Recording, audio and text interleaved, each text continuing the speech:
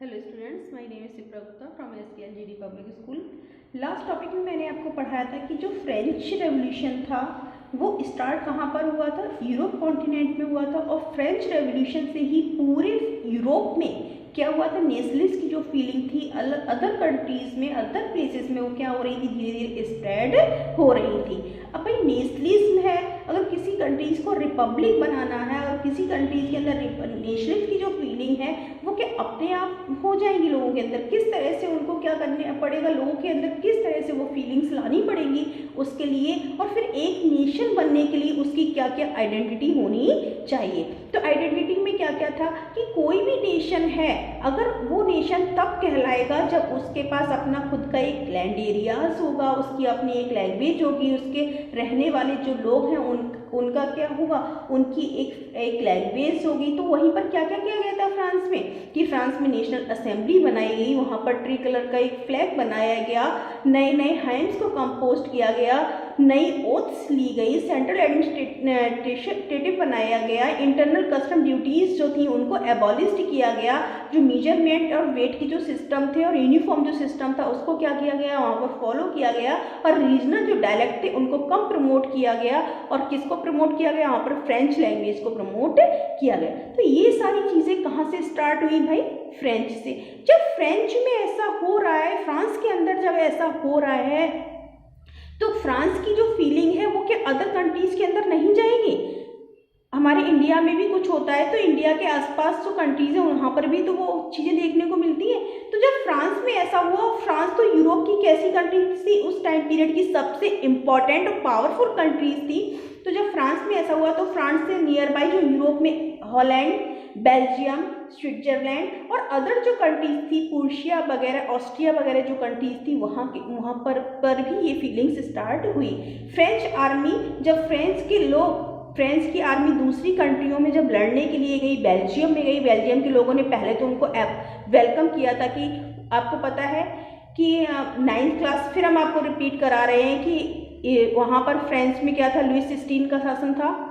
Lewis 16 को हटाया गया, जैकोबिन क्लब आया।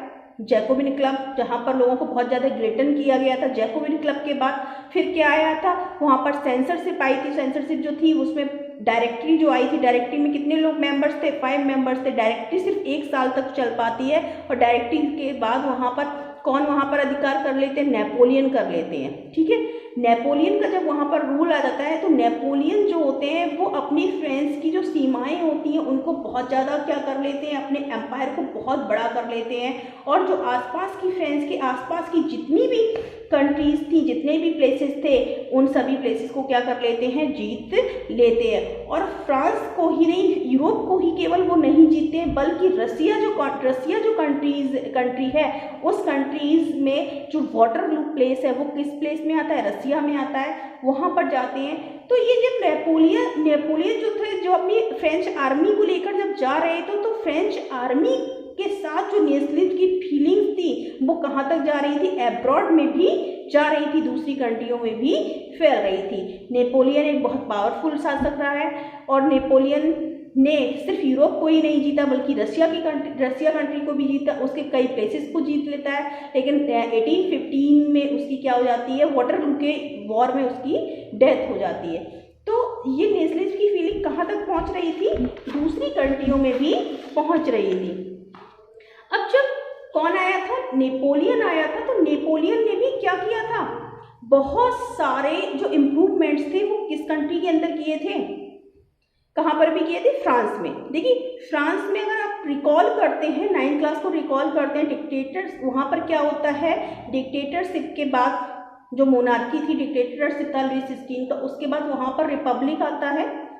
रिपब्लिक जो था वहाँ पर भी ये सारी चीज़ें क्या की गई थी, चेंज की गई थी। जब नेपोलियन आया तो उसने उन सारी चीज़ों में और सुधार किया कि वहाँ पर विथ रिपब्लिक चल रहा था सारा कुछ, वहाँ के लोगों को राइट था, वहाँ की जो असेंबली थी, सेंट्रल असेंबली थी, वो क्या होती थी, इलेक्टेड जो होती थी वो चूज़ की जाती थी। एक्टिव सिटीजन जो थे वो उनके वहाँ के मेंबर्स थे, वो उनको चूज़ करते थे। ये सारी चीज़ें थी।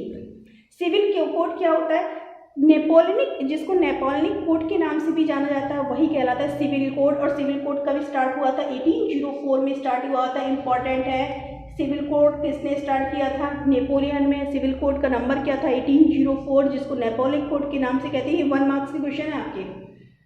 नेपोलियन कोड जो था वो लार्ज एम्पायर, काफ़ी बड़े एम्पायर को क्या करता था, वो इंट्रोड्यूस कराता था, और मैनी रिफॉर्म्स, और बहुत सारे उन्होंने क्या भी किए थे, रिफॉर्म्स भी किए थे।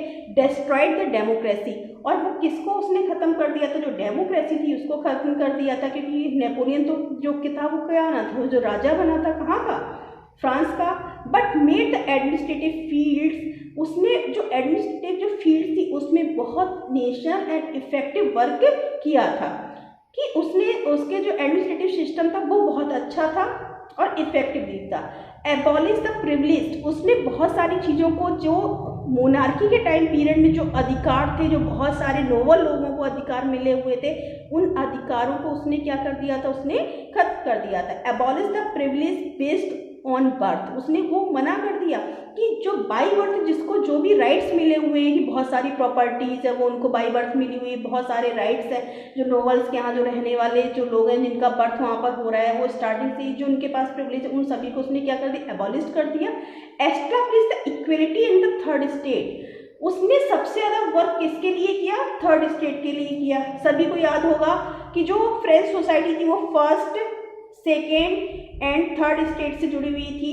फर्स्ट स्टेट में नोबल्स, क्लैरिजी थे, सेकेंड स्टेट में नोबल्स थे, और थर्ड स्टेट में जो ऑल जितने भी लोग थे वो सारे लोग आते थे। फर्स्ट स्टेट में सिर्फ कौन थे? क्लैरिजी, जो लोग फादर ऑफ प्रीस्ट वगैरह होते थे, सिर्फ वही लोग थे। थर्ड स्टेट में और, तो उसने सबसे ज़्यादा काम किसके लिए किया था? थर्ड स्टेट के लिए। ट्रेड कॉमन, जो ट्रेड था, trade, communication and transport system were improve. और देखिए भाई, उसने जो कॉमन लोगों की जो कॉमन चीज़ें थी उन पे इम्प्रूवमेंट किया। इस कारण से नेपोलियन को फ्रांस में बहुत ज़्यादा लाइक किया गया। फ्रांस जो नेपोलियन था उसको बहुत ज़्यादा लोग लाइक करते थे। उसने ट्रेड, कम्युनिकेशन, ट्रांसपोर्ट इन सिस्टम में इम्प्रूव किया। स्टैंडर्डाइज द वेट, जो वेट थे, मेजरमेंट के जो सिस्टम थे और वेट के जो सिस्टम थे, उसने पूरे फ्रांस, जहाँ तक फ्रांस एम्पायर था, उन सभी में क्या कर दिया? इक्वल कर दिया।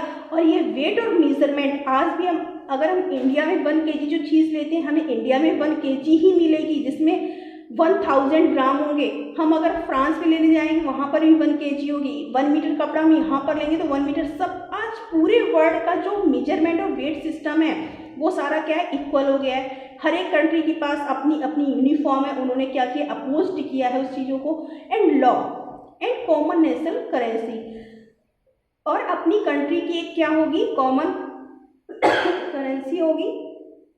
क्या आज हमारी इंडिया की कॉमन करेंसी है? तो वो सारी चीज़ें उसने कर दी कि फ्रांस एम्पायर जहाँ तक है, फ्रांस की एक फ्रेंच अपनी कॉमन करेंसी होगी, वेट एंड मेजरमेंट सिस्टम एक होगा, यूनिफॉर्म सिस्टम एक होगा। तो ये सारी चीज़ें किसने, यही सारी चीज़ें क्या कहलाई थी? सिविल कोड या नेपोलियन कोड कहलाई थी। इंक्रीज द टैक्सेशन, अब भाई ये करेंगे, जब ये सारी चीज़ें में इम्प्रूव करेगा तो क्या बढ़ाना पड़ेगा? आर्मी जब इंक्रीज की जाएगी तो भाई टैक्स भी इंक्रीज करना पड़ेगा। सेंसरशिप, उसने censorship force the France army, और सेंसरशिप भी लगाई। किस पर लगाई? सेंसरशिप बेटा किस पर लगाई जाती है?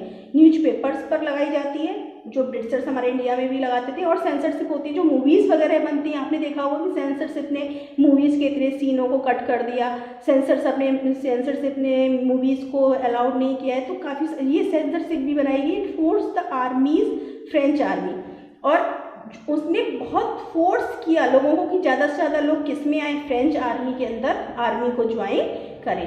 तो ये हमारा क्या था? नेपोलियन कोड या सिविल कोड के नाम से जाना गया है। Thank you.